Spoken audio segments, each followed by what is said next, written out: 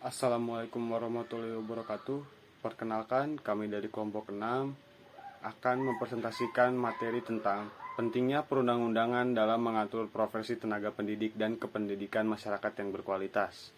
Anggota kelompoknya ada Nabila Ayu Trisyani dengan NPM 2121030306, lalu ada Zidnatuko Asolihah 2121030441, Dena Yulianti 2121030443, Ripkami Artunisa 2121030444, Marsha Syaila Azhara 2121030445, dan yang terakhir saya sendiri, Fajar Pradana Mawardi dengan NPM 2121030050. Baik, langsung saja ke bahasan yang pertama, yaitu perundang-undangan profesi pendidik dan tenaga kependidikan. UU nomor 14 tahun 2005 tentang guru dan dosen. Undang-undang ini mengatur bahwa profesi guru merupakan bidang pekerjaan khusus yang dilaksanakan berdasarkan prinsip-prinsip tertentu. Prinsip tersebut antara lain memiliki jaminan perlindungan hukum dalam melaksanakan tugas keprofesionalan. Lalu yang kedua ada Permendikbud nomor 10 tahun 2017 tentang perlindungan pendidik dan tenaga kependidikan. Peraturan ini menjelaskan tentang bentuk-bentuk perlindungan yang diberikan dalam upaya melindungi pendidik dan tenaga kependidikan yang menghadapi permasalahan terkait pelaksanaan tugas. Baik, untuk pembahasan selanjutnya mengenai kode etik profesi pendidik dan tenaga kependidikan, di mana etika itu sendiri secara etimologinya berasal dari bahasa Yunani yaitu ethos, yang berarti cara berpikir, kebiasaan, perasaan, sikap, ataupun karakter kita, yang identik dengan perkataan moral, yang berarti watak kesusilaan atau adat kebiasaan. Nah, etika ini sering kita temui dalam kehidupan sehari-hari. Sementara itu, dalam menjalani profesi sebagai tenaga pendidik dan kependidikan telah diatur oleh yang namanya kode etik. Nah, kode etik ini merupakan pola aturan atau tata cara etis sebagai pedoman berperilaku. Etis berarti sesuai dengan nilai-nilai dan norma yang dianut oleh masyarakat.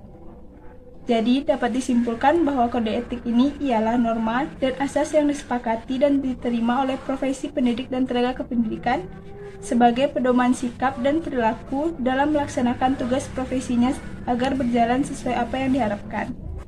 Selanjutnya mengenai rumusan kode etik pendidik, di mana sikap dan pola tingkah laku yang berhubungan dengan profesionalisme harus sesuai dengan sasarannya.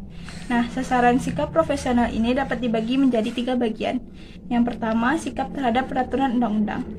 Setiap profesi pendidik dan tenaga kependidikan memiliki sikap tunduk dan taat kepada segala ketentuan-ketentuan pemerintah.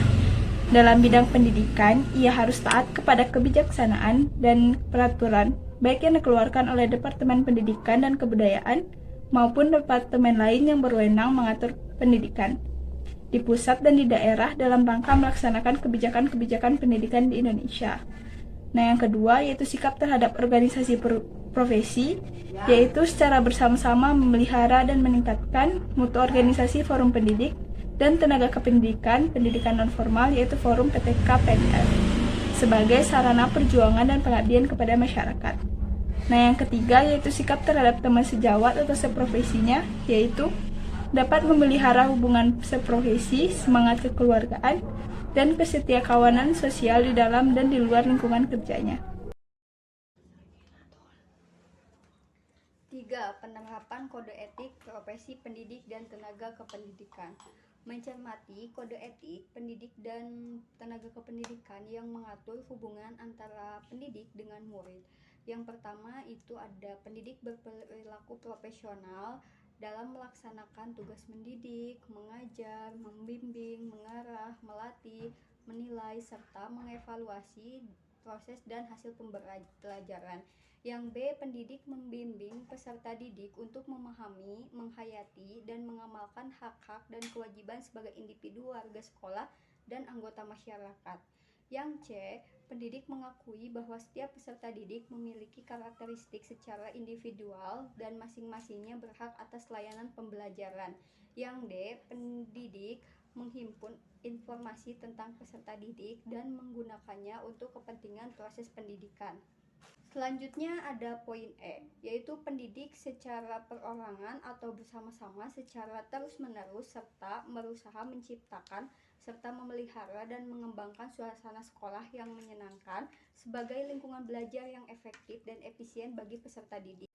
Untuk poin selanjutnya yang F, yaitu pendidik menjalin hubungan dengan peserta didik yang dilandasi dengan rasa kasih sayang dan menghindarkan diri dari tindak kekerasan fisik yang di luar batas kaidah pendidikan. Untuk poin G, pendidik berusaha secara manusiawi untuk mencegah setiap gangguan yang dapat mempengaruhi perkembangan negatif bagi peserta didik. Untuk poin selanjutnya yaitu pendidik secara langsung mencurahkan usaha-usaha profesionalnya untuk membantu peserta didik dalam mengembangkan keseluruhan kepribadian termasuk kemampuannya untuk berkarya. Untuk yang poin H, pendidik menjunjung tinggi harga diri, integritas, dan tidak sekali-sekali merendahkan martabat peserta didiknya. Untuk poin I, pendidik bertindak dan memandang semua tindakan peserta didiknya secara adil. Untuk poin J, pendidik berperilaku atas asas kepada hukum dan menjunjung tinggi kebutuhan dan hak-hak peserta didiknya. Baik, untuk materi selanjutnya ada fungsi organisasi profesi pendidik dan tenaga kependidikan. Yang pertama ada fungsi pemersatu. Organisasi profesi keguruan ini adalah wadah pemersatu dari berbagai potensi profesi keguruan dalam menghadapi banyaknya tantangan ataupun harapan masyarakat. Dengan mempersatukan potensi tersebut, diharapkan organisasi profesi keguruan memiliki wibawa dan kekuatan dalam menentukan kebijakan dan melakukan tindakan bersama, yaitu untuk melindungi dan memperjuangkan kepentingan para penggemar profesi keguruan itu sendiri dan kepentingan masyarakat pengguna jasa profesi ini.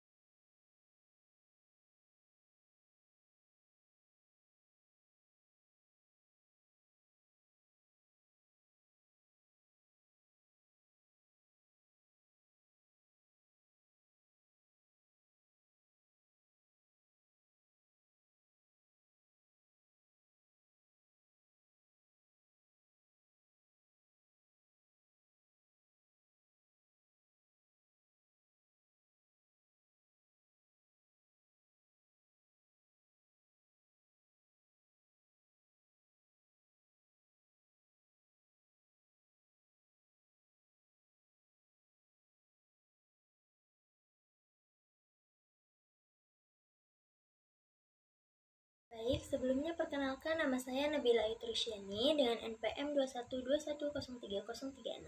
Jadi pada kesempatan kali ini saya akan membahas mengenai apa sih maksud dari adanya peran perundang-undangan juga kode etik profesi untuk profesi tenaga pendidik dan kependidikan pendidikan non formal itu.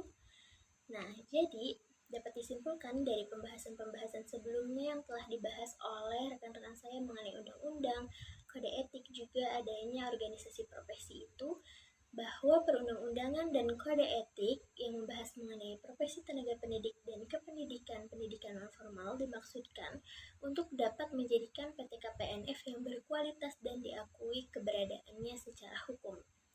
Nah, lalu apa sih fungsi dari kode etik? Nah, kode etik ini, khususnya kode etik profesi, berfungsi sebagai pedoman bagi setiap anggotanya untuk meningkatkan profesionalitas yang dimiliki sehingga dapat mengetahui apa yang boleh dilakukan dan apa yang tidak boleh dilakukan.